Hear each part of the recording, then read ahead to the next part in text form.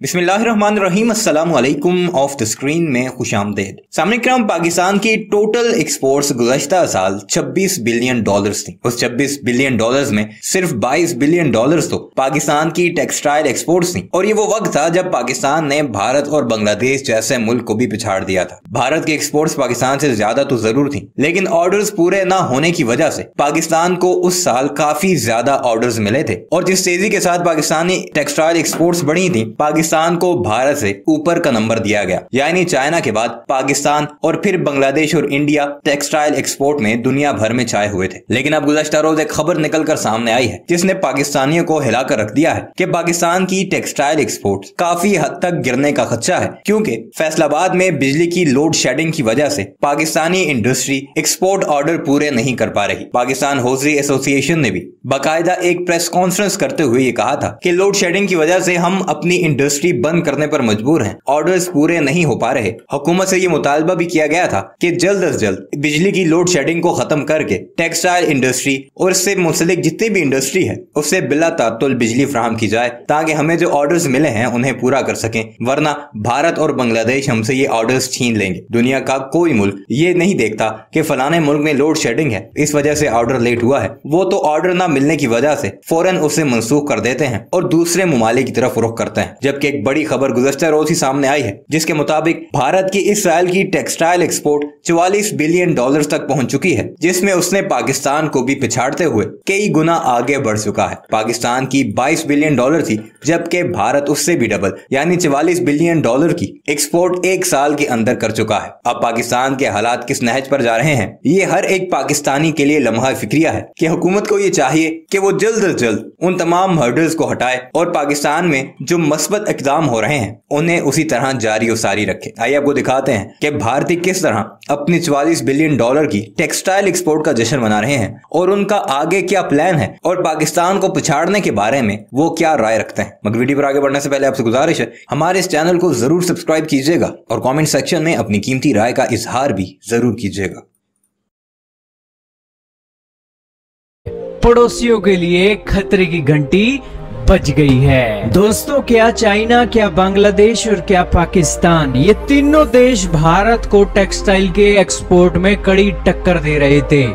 दुनिया के अंदर एक समय था भारत के कपड़ा उद्योग की तुत्ती बोला करती थी पूरी दुनिया के अंदर। दोस्तों, जब भारत अंग्रेजों का गुलाम हुआ करता था ना, तब ये अंग्रेज जो आए थे ना, ब्रिटेन के गोरे अंग्रेज, ये भारतीय लोगों को गुलाम बनाकर भारत के कपड़े को यूरोप के अंदर बेचा करते थे। यूरोप के लोगों को अकल नहीं होती थी कि कपड़े की कढ़ाई किस तरह होती है, कपड़े के अलग अलग डिजाइन कौन से होते हैं। ये अंग्रेज यूरोप के जितने भी देश हैं वहां पर भारतीय कपड़ा बेचते थे और भारतीय कपड़ा हाथों हाथ बिकता था और मनमानी कीमत पर बिकता था। दोस्तों, अंग्रेजों ने पूरा भारत के अंदर कपड़े मार्केट से फुल कमाई की। भारतीयों को कोई रुपया ढंग का देते नहीं थे और भारत के कपड़ा उद्योग से कपड़ा बना बनाकर यूरोप के अंदर दबाकर इन्होंने बेचा। भारतीय कपड़े जब यूरोप के अंदर पूरे फेमस हो गए तो यूरोप के देशों में फैक्ट्रियां बननी शुरू हो गई। कपड़ा बनाने के लिए यूरोप के देशों में फैक्ट्रियां लगनी शुरू हुई और फिर भारतीय डिजाइन को कॉपी करके इन माँ के पुतों ने, यूरोप के लोगों ने, यूरोप के अंग्रेजों ने फैक्ट्रियों में भारतीय कपड़े की कॉपी करके अपने यहाँ पर बेचना शुरू कर दिया और फिर भारत के कपड़ा उद्योग को एक बहुत बड़ा झटका लगा। लेकिन दोस्तों, वो मिसाल आज भी दी जाती है कि अंग्रेजों को अकल नहीं थी कि कपड़े के डिजाइन कौन कौन से होते हैं, लेकिन इन अंग्रेजों ने भारत के कपड़े उद्योग से कपड़ा खरीद कर उनको कॉपी किया और फिर फैक्ट्रियों में बनाकर यूरोप के लोगों को दिया। लेकिन दोस्तों, कपड़े के अंदर जो क्रांति थी यूरोप में जो आई थी वो भारत की ही देन थी, ये आपको मानना चाहिए। खब दोस्तों, आते हैं खबर के ऊपर। दोस्तों, पिछले साल ही हमने आपको एक खबर दी थी जिसके अंदर हमने आपको बताया था कि दुनिया के अंदर भारत पिछड़ता जा रहा है टेक्सटाइल के एक्सपोर्ट की मार्केट में। भारत 37 बिलियन डॉलर का एक्सपोर्ट करता है और दुनिया के 5वें नंबर पर आता है।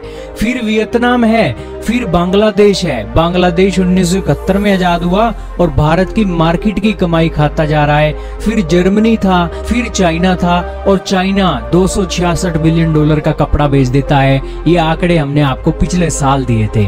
लेकिन दोस्तों मोदी सरकार ने इस आंकड़ों को देखकर उसके ऊपर भी एक असर पड़ा। उसने अपने देश में PLI स्कीम भी जारी की और टेक्सटाइल के सेक्टर में एक के बाद एक नए क्रांतिकारी कदम उठाए, और उसका नतीजा आज ये निकला है कि भारत के पीयूष गोयल जी आए हैं और वो आज ये कह रहे हैं कि भारत की टेक्सटाइल एक्सपोर्ट ने सारे रिकॉर्ड तोड़ दिए हैं, और अब भारत के इतिहास का सबसे सर्वोच्चतम आंकड़ा भारत ने छू लिया है।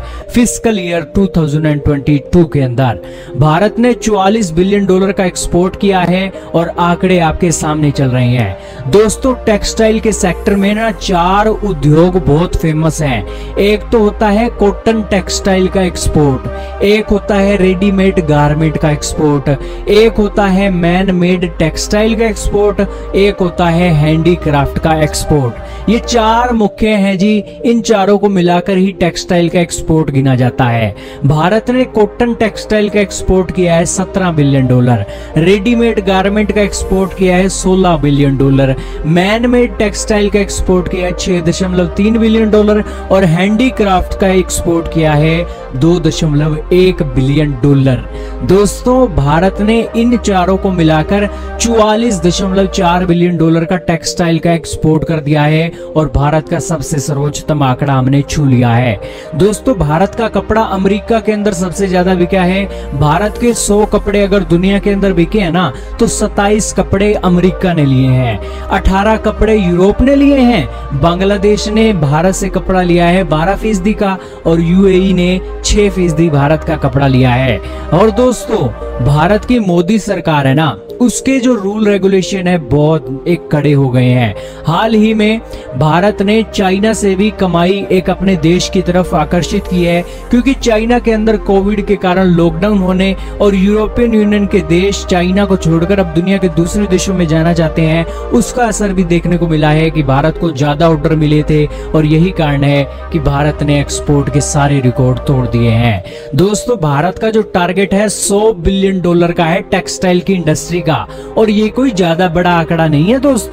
दोस्तों हमारा पड़ोसी चाइना ही आज 266 बिलियन डॉलर का एक्सपोर्ट करता है टेक्सटाइल की मार्केट में, और हम तो 100 बिलियन डॉलर का टारगेट रख रहे हैं। और भारत के अंदर दोस्तों दुनिया के अंदर ना नंबर 1 कॉटन की पैदावार होती है। आंकड़े आपके सामने चल रहे हैं। दुनिया के अंदर 2 सबसे ज्यादा कॉटन पैदा करने वाले देश हैं, भारत है और चीन है।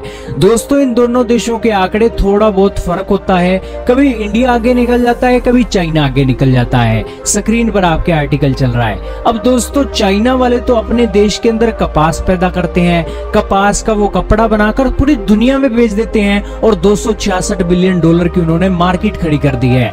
लेकिन भारत कॉटन पैदा करता है, हमारे किसान कॉटन पैदा करते हैं, और कॉटन पैदा करके हम बांग्लादेश को बेच देते हैं, दुनिया के अलग अलग देशों को बेच देते हैं। अब वो दौर खत्म हो गया है, और अब भारत के किसानों की जो कॉटन है फैक्ट्रियों के अंदर जाएगी, फैक्ट्रियों के अंदर कपड़ा बनेगा, और वो कपड़ा हम एक्सपोर्ट करेंगे। कॉटन के एक्सपोर्ट हम नहीं करने वाले हैं। और इससे दोस्तों किसानों का भी फायदा है कि उन्हें फैक्ट्रियों को अपनी कपास देंगे तो उनका रेट भी उन्हें ज्यादा मिलेगा, और आने वाले समय में टेक्सटाइल